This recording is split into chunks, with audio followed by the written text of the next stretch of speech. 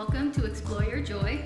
I'm your host, Sevella King, and in this video, we will be discussing 3 ways yoga can help you explore your joy. Point 1 is how yoga can help you trust yourself. A lot of times when we go into classrooms, we tend to compare ourselves to others, or we just don't do certain things because we can't do them as well as other people. Yoga can help you change that way of thinking. Which brings us to point number 2, peeling off layers. And while I don't mean layers of fat, even though it can help with that, I mean peeling off layers of doubt, layers of fear, unveiling layers of confidence, unveiling layers of faith and pride in your progress. Which brings us to point number 3, how yoga can help put you in a better mental state, not only on the mat, but also in life. How we think comes out in what we say, and what we say eventually becomes what we do, and what we do become habits, and those habits become our character. So, let's hit the mat so I can show you how these 3 points can help you explore your joy.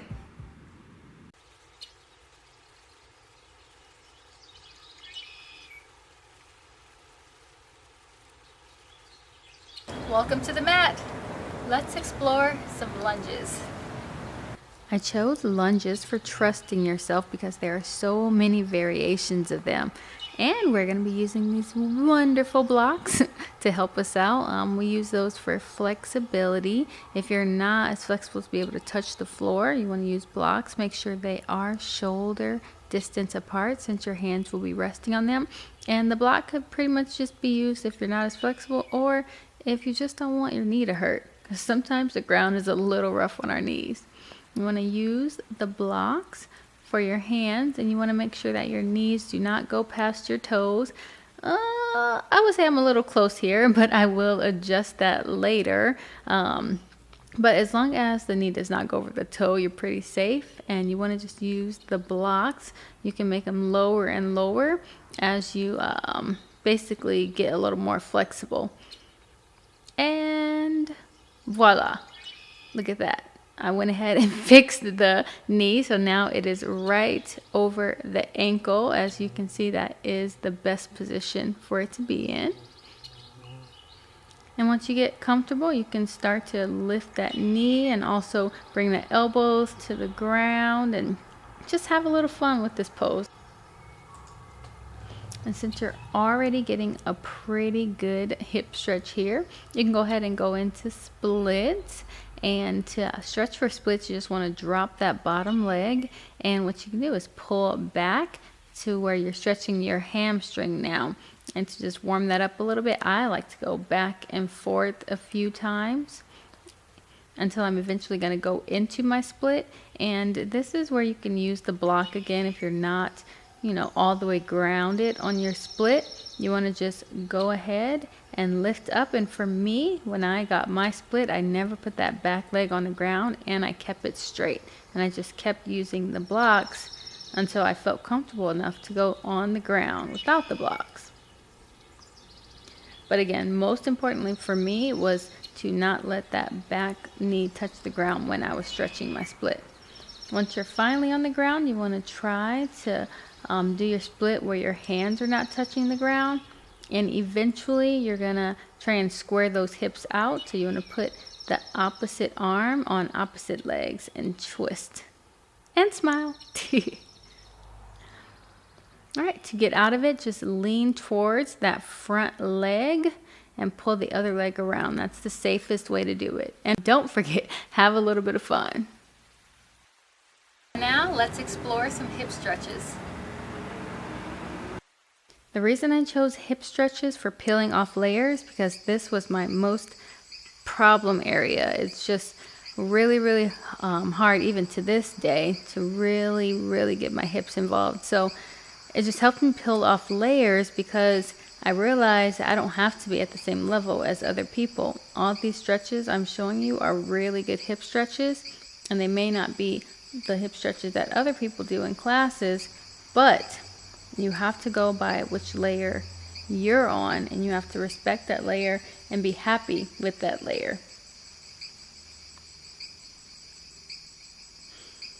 So here, to go a little bit deeper into this stretch, I'm just going to lay on my back.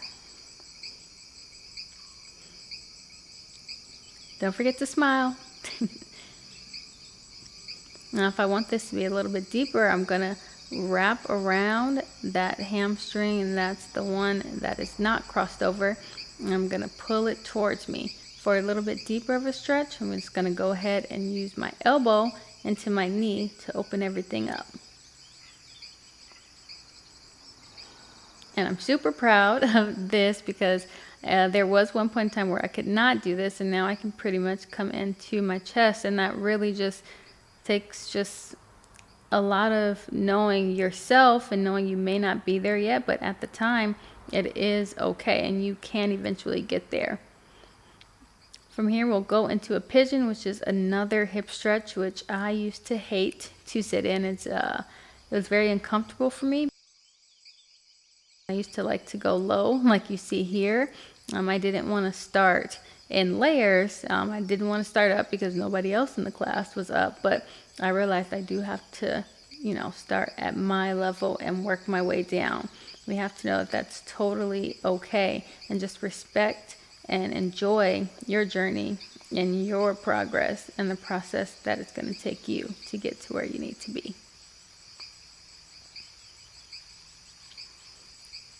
And now I'm able to just bring that back leg up. I can grab it. I can even put it into my elbow, which would be the next step. So again, this is all in layers, and you never want to push to pain. You always want to push to a stretch, but just really know when your body is saying, no, I can't do that, or when it's saying, push a little bit harder. Now let's explore some resting poses.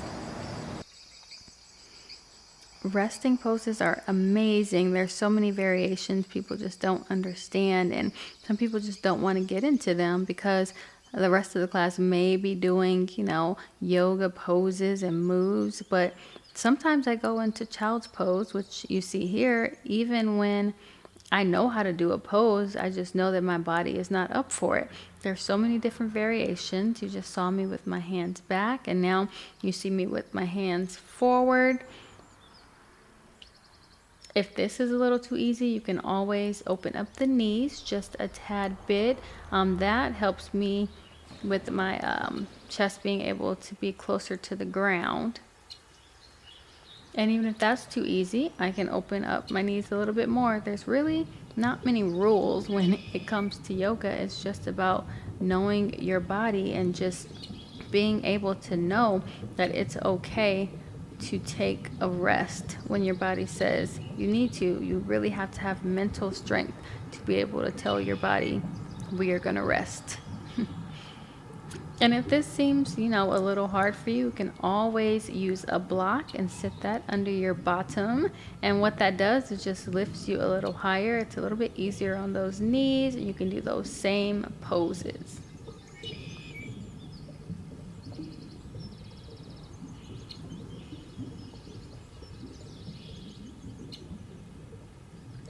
Our final pose is going to be what's called the final resting pose, or Shavasana.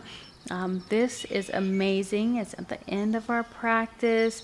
You're just really going to relax your whole body. You're going to clear your mind.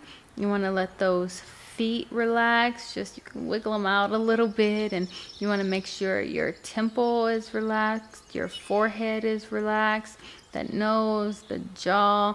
You want to take the tongue away from the roof of your mouth, and here you just really enjoy. And even in Shavasana, you can put your soles of your feet together.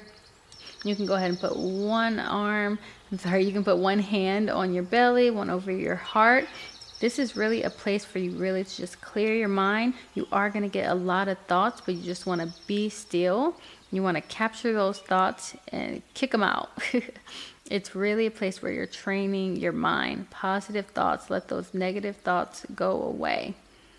Once you're done with this, you just go ahead and lean over to one side. And you can even rest here. And same thing, just capture those thoughts. You want to just really clear your mind here. Just train your mind to know that you are in control. And once you're ready, you can either swing your legs in front of you or behind you, and you are done. And have fun. Always have fun. Thank you guys so much for tuning in. Please check us out next Friday. We will be having our boxing episode, which is going to be so much fun. We got a boxing trainer to show us some moves, and we're just doing this in honor of the Mayweather-McGregor fight. So do make sure you tune in next week. It's going to be a lot of fun.